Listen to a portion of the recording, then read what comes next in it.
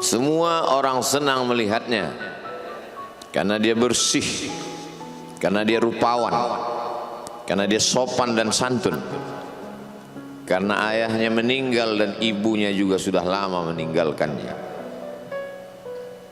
Orang kasihan melihatnya, maka karena kesenangan hati mereka, mereka sendiri yang memberikan gelar untuknya yang belum pernah mereka berikan kepada orang sebelum dia.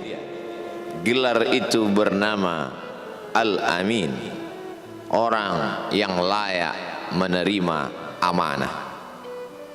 Amin diambil dari 3 huruf, alif, mim, nun. Dari kata alif, mim, nun muncullah kata amanah. Orang yang mampu menerima amanah disebut Al-Amin. Kita mengatakannya jujur. Lawan daripada amanah adalah khianah, al-khain, pengkhianat. Dia tidak berkhianat.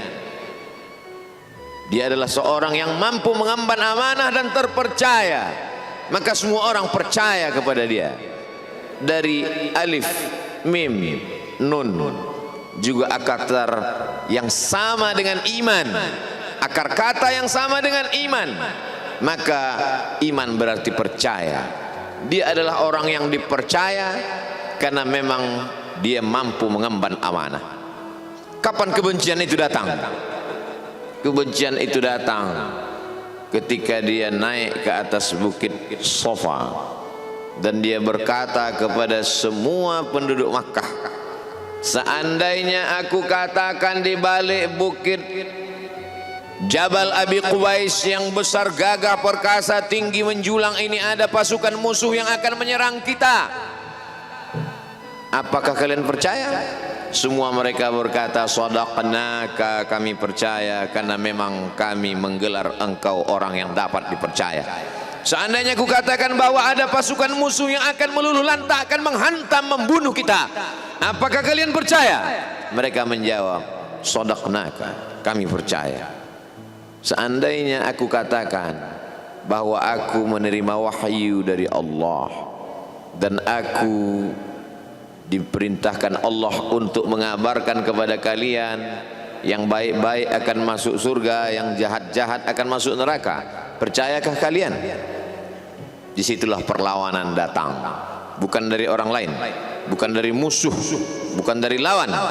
Perlawanan itu datang dari saudara kandung, dari ayah kandung yang masih ada hubungan darah. Tabban laka ya Muhammad alihadza jama'tana, celakalah engkau Muhammad, apakah hanya untuk ini saja kau kumpulkan kami hari ini? Allah membelanya, langsung Allah membelanya.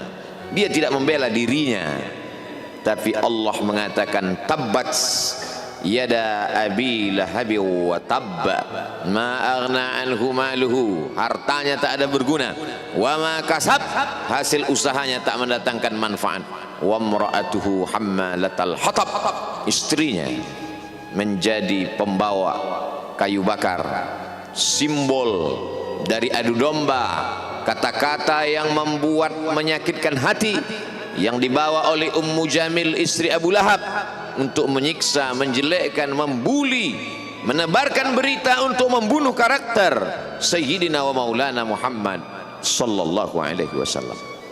Ini bukti kalau hari ini ada anak muda yang rupawan, yang dermawan, yang disenangi lingkungannya, tidak ada orang yang tersinggung, biasa, karena Nabi Muhammad SAW juga pernah mengalami hal itu.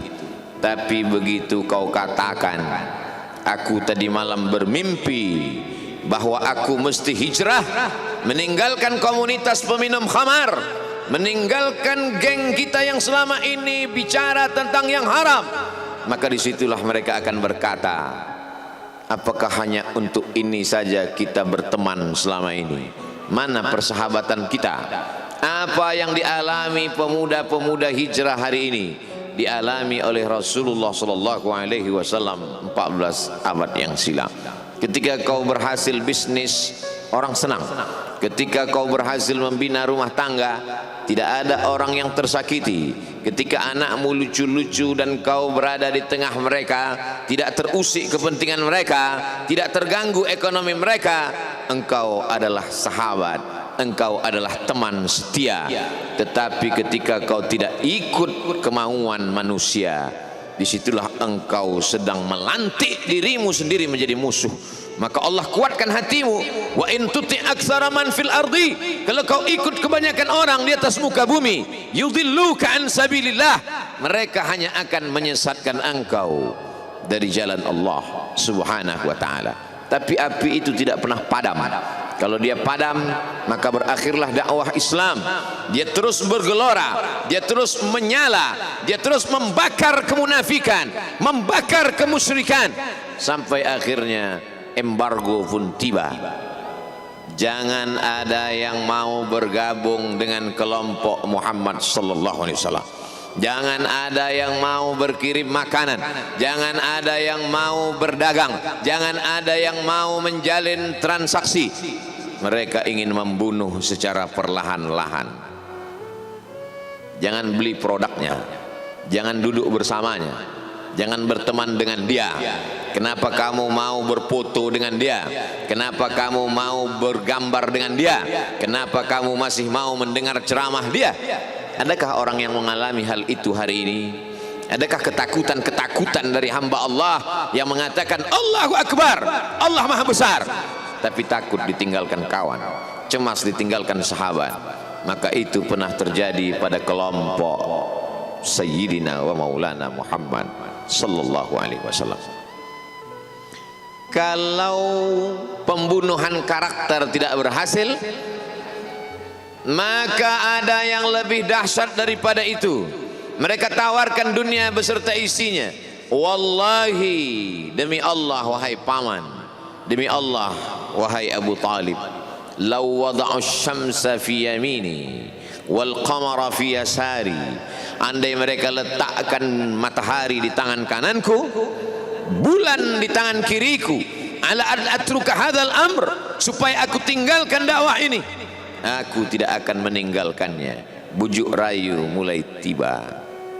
Itu terjadi pada diri Nabi Muhammad sallallahu alaihi wasallam. Kalau kau tidak mempan dimusuhi, kalau kau tidak mempan dirangkul, kau akan dipukul. Kalau kau tidak mempan dipukul, kau akan dirangkul. Berbagai macam cara, dari mulai yang paling keras sampai yang paling lembut, dari mulai yang paling lembut sampai yang paling keras, sampai akhirnya tempat bergantung itu hilang, lenyap, musnah. Ada dua tempat bergantung, saudara kandung ayah Abu Talib. Mereka tidak mengusiknya karena dia keponakan Abu Talib. Abu Talib anak Abdul Muttalib, Abdul Muttalib anak Hashim, Hashim anak Abdi Manaf, Abdi Manaf anak Qusay, Qusaylah pendiri Darun Nadwah. Mereka keturunan darah mulia dari Adnan. Adnan menerima tetesan darah dari Ismail. Ismail anak kandung Ibrahim alaihissalam. Jangan ganggu dia karena dia keponakan Abu Talib. Masih ada backing, tapi Allah ingin agar hati itu tidak bergantung kepada manusia. Dia buat Abu Talib meninggal dunia, masih ada lagi tempat bergantung. Dia yang dulu ketika kedinginan datang, dia yang menyelimuti. Yang dulu ketika ketakutan datang, dia yang menenangkan. Dia datang menemui Waraqah ibnu Naufal. Waraqah berkata, Namus, malaikat yang pernah datang kepada Ibrahim, yang pernah datang kepada Musa, yang pernah datang kepada Isa, sekarang dia datang kepada suamimu. Katakanlah, jangan takut, jangan cemas. Kalau nanti sampai masanya dia akan diusir dari kampung halamannya, aku orang pertama yang akan membelanya. Karena begitu yang kutemukan dalam kitab-kitab suci yang kubaca, kata Waraqah bin Naufal.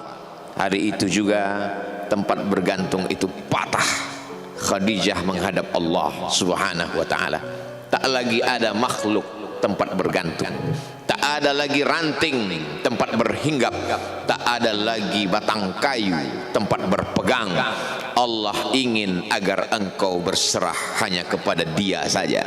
Tidak ada makhluk bersandar kepada makhluk akan kecewa, bersandar pada kayu yang rindang akan tumbang, bersandar kepada benda akan binasa, bersandar kepada sahabat akan berubah menjadi musuh. Bersandarlah kepada dia, Hayyun maha hidup, la yamut, dia tak pernah mati.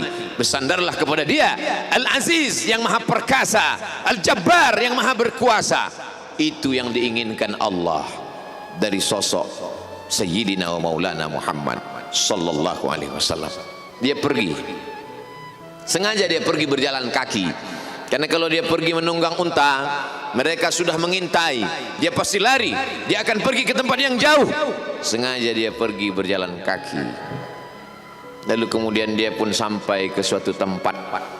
Dia berharap mereka adalah orang-orang yang lembut akan yang menerimanya, tapi dia tidak diterima dengan tala'al badru alaina.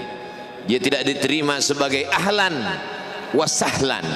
Ahlan, keluarga, kau datang kami sambut sebagai keluarga. Sahlan, mudah, kau datang urusanmu mudah. Ahlan wasahlan. Tapi dia tidak dianggap sebagai keluarga, dia tidak dianggap sebagai sahlan, dia dianggap sebagai musuh. Dia dilempar dengan batu, dia dilempar dengan kayu, dia dilempar dengan tulang onta. Apa yang dia lakukan? Dia bersembunyi di balik bukit. Dia angkat kedua tangannya. Ilaika ashku dha'fa quwwati. Kepada engkau saja aku mengadukan kelemahanku. Wa qillata hilati, ketidakberdayaanku. Wa hawani bainan nas, aku hina di tengah mereka. Kalau dulu aku ada tempat bergantung, ada tempat bersandar, ada tempat mengadu, hari ini hanya engkau saja ya Allah. Datanglah malakul jibal, malaikat penjaga segala bukit di atas dunia. Kau tunjuk mana bukit yang paling besar ya Muhammad, akan kutimpakan kepada mereka. Hati yang luka biasanya akan marah, akan kecewa, tapi itu tidak terjadi pada Nabi Muhammad sallallahu alaihi wasallam. Apa yang dia katakan? Asallah an yukhrij min aslabihim man ya'budullaha wa la yusyrika bihi syai'a. Ya Allah, keluarkan dari tulang sulbi mereka, keluarkan anak cucu mereka yang akan menyembah engkau. Tidak ada satupun yang akan mempersekutukan engkau di atas muka bumi ini. Doanya dikabulkan, hatinya susah, pikirannya kacau, tapi lidahnya tidak berkata-kata kasar. Dia doakan agar anak cucu mereka menyembah Allah. 100% penduduk Taif hari ini bersyahadat asyhadu an la ilaha illallah wa asyhadu anna Muhammadan Rasulullah. Doa orang yang teraniaya, doa orang yang terzolimi. Dia berhenti di sebuah kebun. Ada seorang yang bukan terpandang membawakan beberapa ranting anggur sebagai pelipur lara, penghilang haus, pelepas dahaganya. Ketika anggur itu akan masuk ke mulutnya, dia berkata Bismillahirrahmanirrahim, atas nama Allah. Maka hamba sahaya miskin, susah, melarat, perantau yang tak punya apa-apa itu heran. Apa yang kau ucapkan? Bismillah. Kau sebut nama Allah ya. Tidak ada satupun orang di kampung ini kalau makan menyebut nama Allah. Siapa engkau? Aku Nabi yang diutus Allah Subhanahu wa ta'ala. Berarti engkau sama dengan orang yang dulu pernah berada di kampungku. Engkau dari mana? Aku dari Ninawi. Ninawi ya. Di sana ada saudaraku, kata Nabi Muhammad sallallahu alaihi wasallam. Di sana ada saudaraku namanya Yunus bin Matta. Yunus bin Matta adalah saudaraku. Sama-sama hamba yang diutus Allah Subhanahu wa ta'ala. Dia juga diingkari oleh kaumnya. Dia masuk ke dalam lautan, ditelan seekor ikan dalam 3 kegelapan. Gelapnya tengah malam, gelapnya lautan, gelapnya perut ikan. Dia berserah kepada Allah. La ilaha illa anta subhanaka inni kuntu minal zalimin. Begitu cara Allah mengingatkan Nabi Muhammad sallallahu alaihi wasallam. Apa yang kau rasakan hari ini belum ada apa-apanya dengan apa yang pernah dirasakan oleh Yunus bin Matta. mendengar itu langsung saja Addas bersimpuh sujud mencium lutut Nabi Muhammad sallallahu alaihi wasallam. Dia tidak mulia, dia hamba sahaya, dia miskin, dia perantau, tapi dia sempat mencium tangan Nabi Muhammad sallallahu alaihi wasallam. Dia sempat menghilangkan dahaga dari leher Nabi Muhammad sallallahu alaihi wasallam. Pertemuan yang berkesan. Biarlah pertemuan itu sekali, tapi sampai ke lubuk hati. Untuk apa pertemuan yang berulang kali tapi hanya sampai di tepi bibir, hanya basa-basi? Nabi sallallahu alaihi wasallam kembali, dia pulang. Di tengah perjalanan dia mendengar, qul, katakan, uhiya ilayya annahu istama'a nafarun minal jin, ada sekelompok jin. Jin itu berkata, inna sami'na qur'anan ajaba, kami mendengarkan bacaan Al-Quran ajaba, menakjubkan, ajib. Biarlah manusia menolakmu, biarlah manusia yang aku dan sombong itu tidak menerimamu, tapi ada satu makhluk yang mau menerimamu.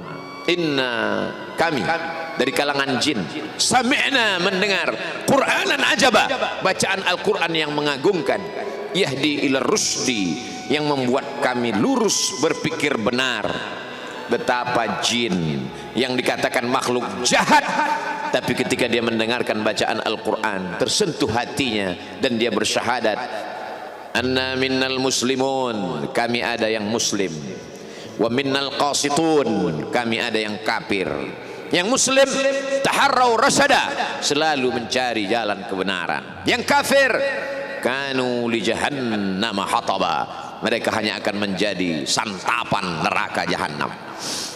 Dia kembali ke kota suci Makkah Al-Mukarramah seperti biasa, sampai akhirnya datanglah malaikat Jibril membelah dadanya, mensucikan hatinya sampai layak, lalu kemudian dia pun dibawa. Subhanalladzi asra bi'abdihi lailan, maha suci Allah yang memperjalankan hambanya pada suatu malam, minal masjidil harami ilal masjidil aqsa, dari Masjidil Haram ke Masjidil Aqsa, alladzi barakna haulah, kami berkahi sekelilingnya. Untuk apa? Linuriyahu min ayatina, kami ingin memperlihatkan kepadanya tanda-tanda kebesaran kami. Selama ini dia hanya didengar, azab kubur didengar, neraka jahanam didengar, malaikat didengar. Hari ini kami ingin memperlihatkan tanda-tanda itu kepada hamba kami. Jangan bersedih ketika kau didustakan, jangan bersedih ketika kau dibunuh karaktermu, jangan berduka cita ketika tidak ada manusia yang menerimamu, karena sesungguhnya itu hanyalah cara Allah menguatkan hatimu, karena dia ingin mengangkat derajatmu, menempatkan di tempat yang terpuji, memperlihatkanmu sesuatu yang tidak pernah dia perlihatkan kepada manusia yang lain. Dia buat hatimu hancur berkeping agar tidak lagi ada tempat makhluk dalam hatimu, yang ada hanya Allah semata. Ma fi qalbi ghairullah. Pada saat itu mentalmu sudah kuat, layaklah engkau berada di tempat yang terpuji. Kalau ada orang menyakitimu, jangan berduka.